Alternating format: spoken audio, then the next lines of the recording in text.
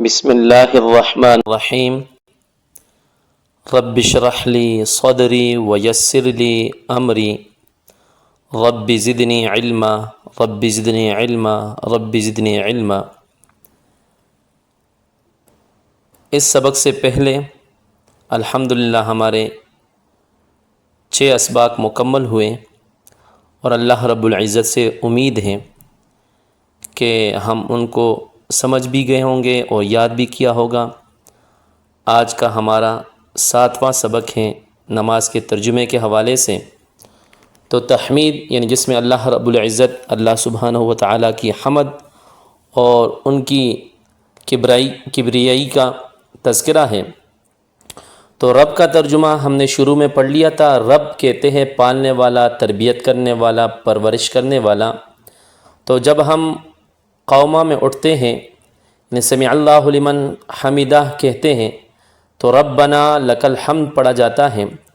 تو ربنا اے ہمارے پالنے والے، اے ہمارے پرورش کرنے والے، اے ہمارے پروردگار، لکا تیرے لیے، الحمد تمام تعریفیں، ربنا لک الحمد اے ہمارے پروردگار تیرے لیے تمام تعریف ہیں، ربنا لک الحمد اے ہمارے پالنے والے تمام تعریفیں تیرے لیے ہیں، ربنا لک الحمد اے ہمارے پرورش کرنے والے تمام تعریفیں تیرے لیے ہیں، تمام کمالات تیرے لیے ہیں، تمام حکم تیرے ہی چلتے ہیں۔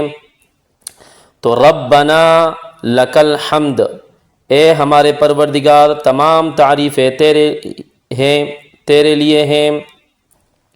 پھر تکبیر آ جاتا ہے، اللہ اکبر آسان ترجمہ ہے، کئی دفعہ ہم نے اس کو پڑھ لیا۔ اللہ بہت بڑا ہے، اللہ اکبر، اللہ بہت بڑا ہے۔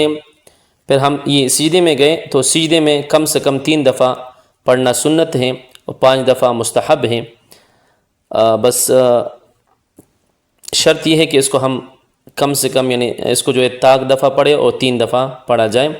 تو بالکل عاجزی اور انکساری کے ساتھ ہم اس کو پڑھیں گے۔ سبحانہ پاک ہے، ربی میرا پروردگار، میرا پالنے والا، میرا پرورش کرنے والا، اعلیٰ جو عالی شان ہے، جو اونچا ہے۔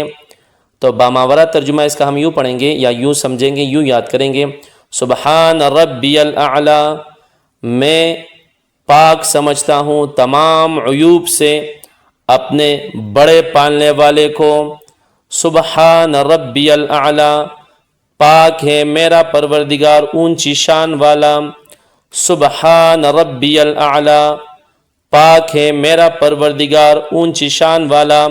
اور تصور میں جب ہم سبحان ربی الاعلیٰ کہیں گے تو میں اپنے بڑے پالنے والے کو پاک سمجھتا ہوں تمام عیوب سے۔